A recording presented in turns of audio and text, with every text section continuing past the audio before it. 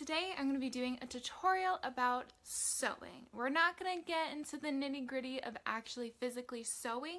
I'm going to show you guys what it takes leading up to sewing, picking out the pattern, picking out the fabric, how to use the pattern, how to manipulate the fabric, and things like that to be able to get to the sewing part.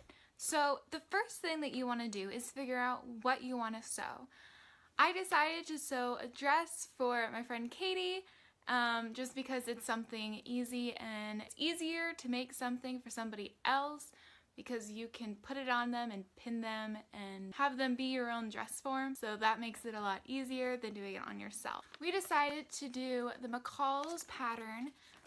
We went with dress C with the double Z sizing because that's basically my size and Katie's size. So I can use this pattern again for myself if I wanted to make something, which makes it a lot easier. So when picking out the pattern that you want, there's different books that you can look at. There's usually a table at Joann's at least, that you can browse through styles and find the dress or item that you wanted to sew. Typically they have a bunch of different styles. I guess it depends on the Joann's that you go to. So you locate the number on the pattern, you go to the drawers where it says the patterns, and you find the number. They're not always in the right place, so you just kind of gotta look around, but they'll be marked by brand. Most important thing about a pattern is that you need something to sew. I usually sew with cotton just because it's easier for me personally. Silks and other fabrics like that are slippery and time consuming, and I wanted to make this real quick. I wanted to make it comfy, make it versatile for Katie.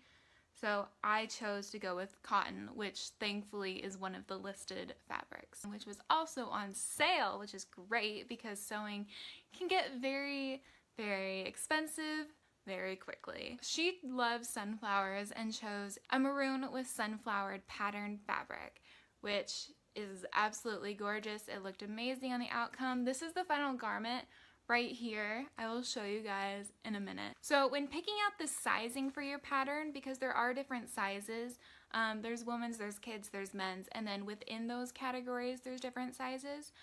Usually it's like small to medium and then like large, extra large, extra, extra large. So we have our sizing, we have our fabric. We just got to figure out how much fabric that we need. So on the back of the pattern, it'll tell you which item needs how much fabric.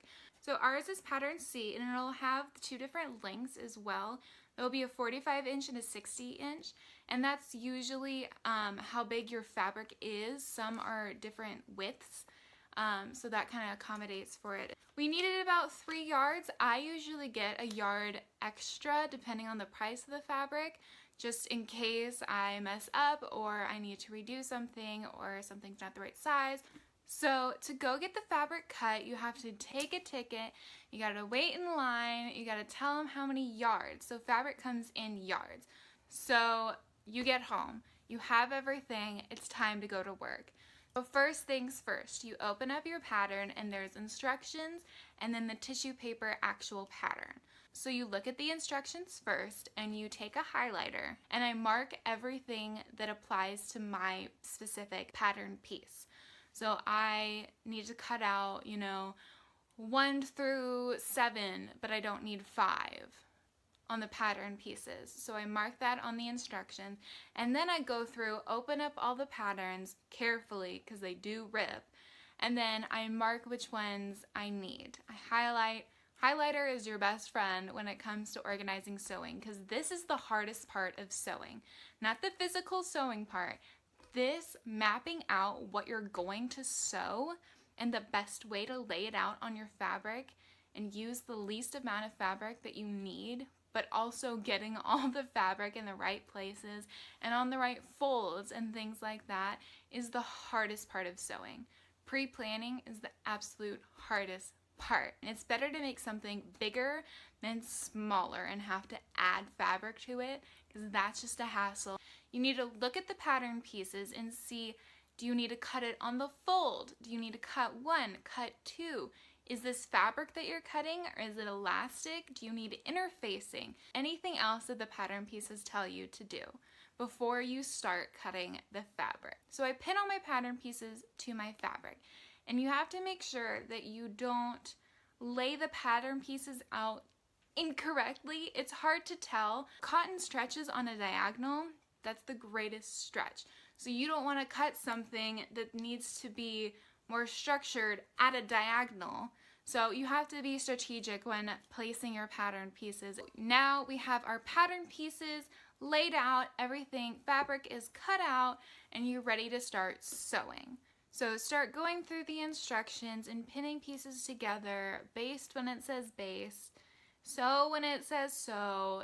So I used hem tape, which is just an iron-on tape that helps seal the edges. It also helps provide structure.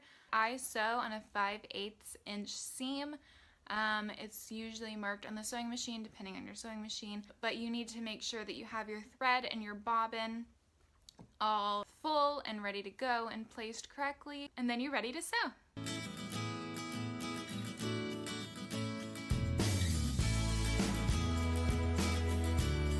So once you've finished sewing, I like to just style my outfit. I like to show off what I made and do a photo shoot. So I had Katie try on the dress.